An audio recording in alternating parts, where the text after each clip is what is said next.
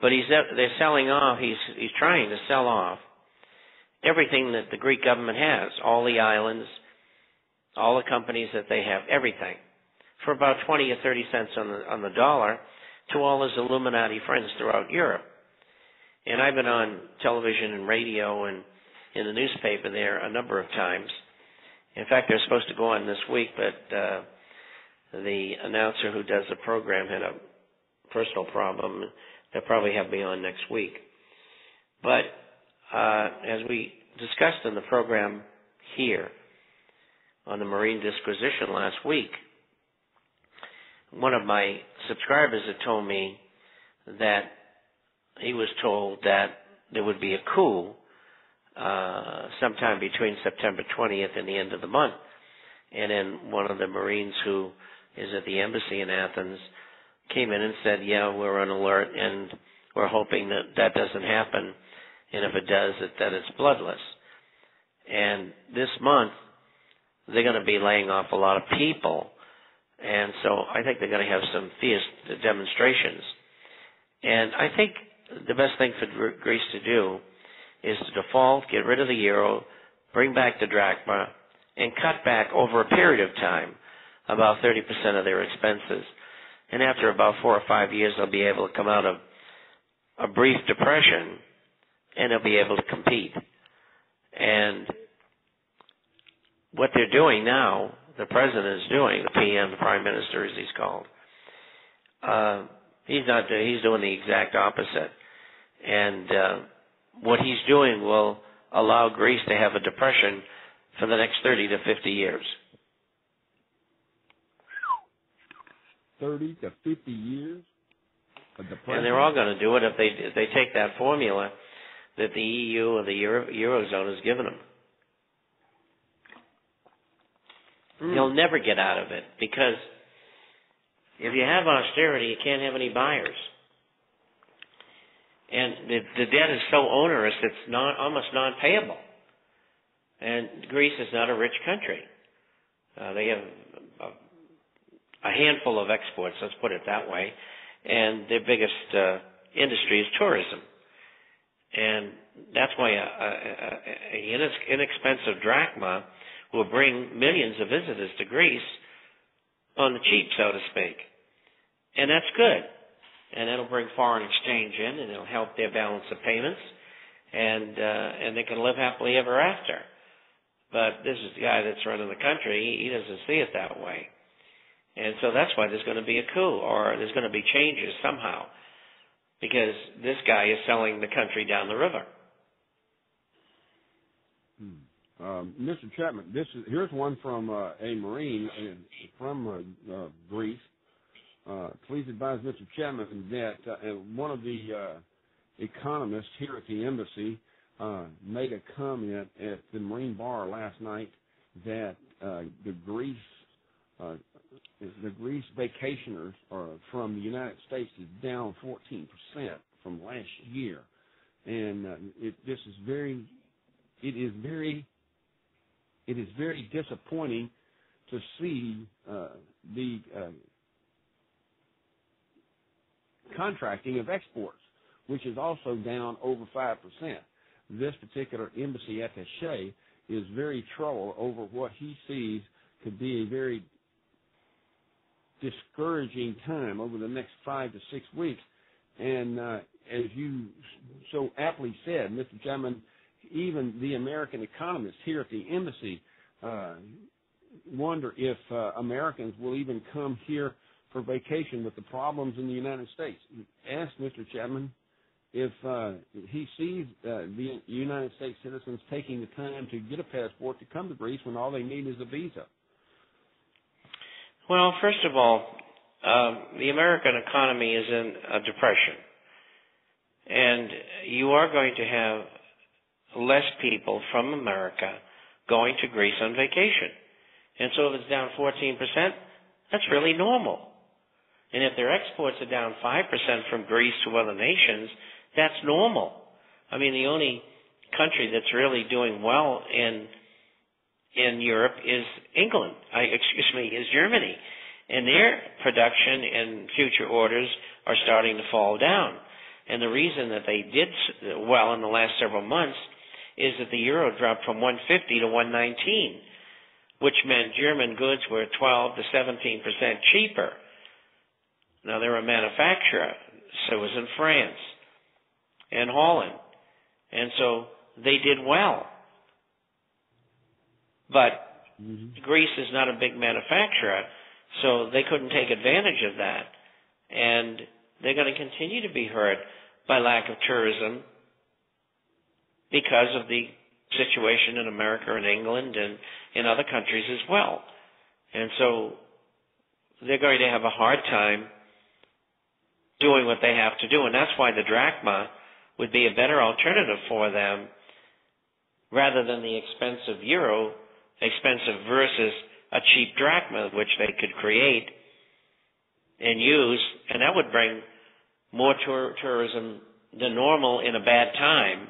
And so maybe it wouldn't be down 15%, maybe it would be down 5 to 10%, but it will certainly help. And it also help make Greek goods in the outside as exports less expensive. All right. You got that, Sarge? Okay. On the other hand, on the other hand, we got to take a break. We're over time. Be right back, ladies and gentlemen. We're going to take a 3-minute break. Today we got Mr. Bob Chapman giving out a little bit of himself as he does over 30 shows a week.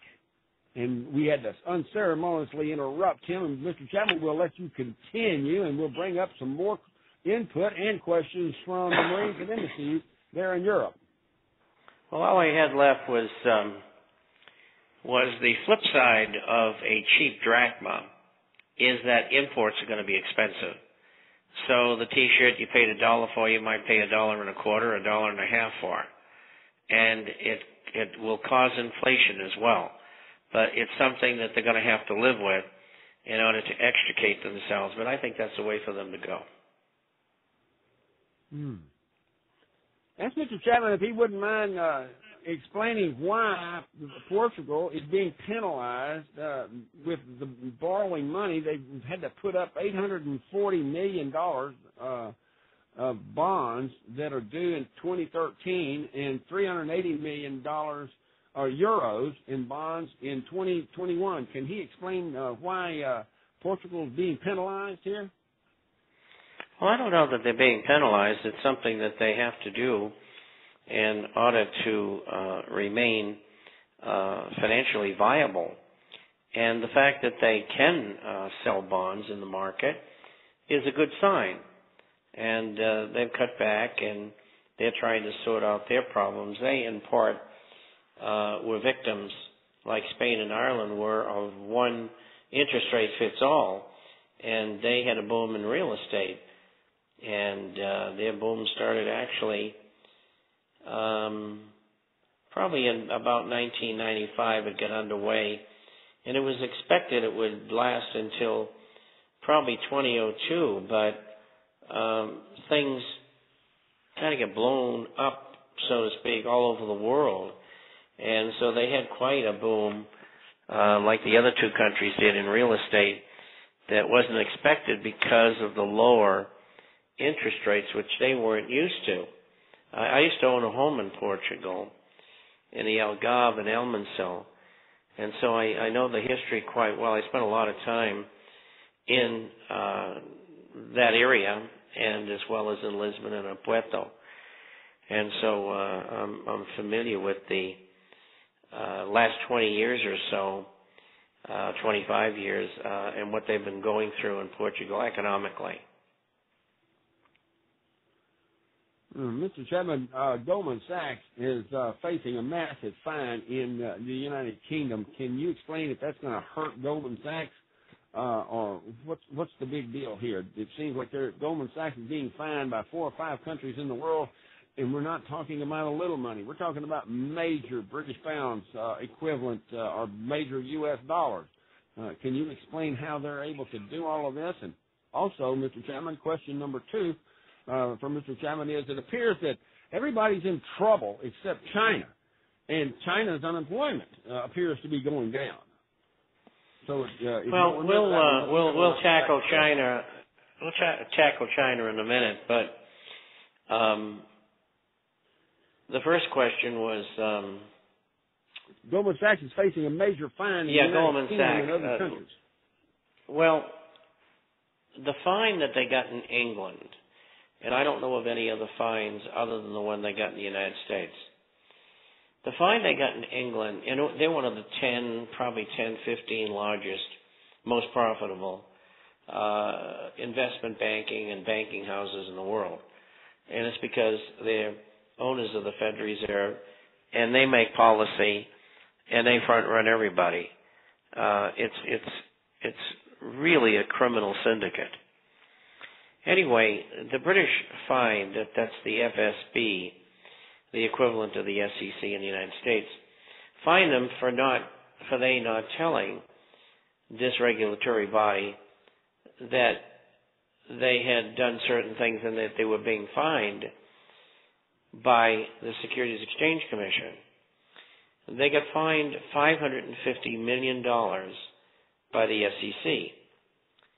And the acts that they did to bring that about involved a profit of $5 billion. So they gave back $500 million or $500 million to the SEC, and they got to keep $4.5 billion of their theft. Nice work if you can get it. And so the British wanted to get a piece of that, so they fined them as well. And I have it in my publication, which will be coming out on Saturday. And maybe it was in there before, I can't remember. As far as China is concerned, the unemployment did improve somewhat, but it's a spit in the ocean, and they can't keep up with it over there because of the 1.4 billion person population. China injected $1.8 trillion into their economy over the last year and a half. And most of it, like in the United States, didn't go into the economy to make jobs, to create things. They went into financial instruments or into the real estate area. And that's not what the government wanted. And so the government is trying to rein in what they did. And the economy still is strong, even though they did that. But they were trying to employ people, and it didn't work out very well. And China has a lot of debt now that they didn't have before. And it's not that China can't handle it, but it's going to be painful. I mean, everybody else has got the same problem that they have. So China is not going to rise more than anybody else or fall more than anybody else because everybody's got the same problems. They don't know what to do about their economies that are all screwed up.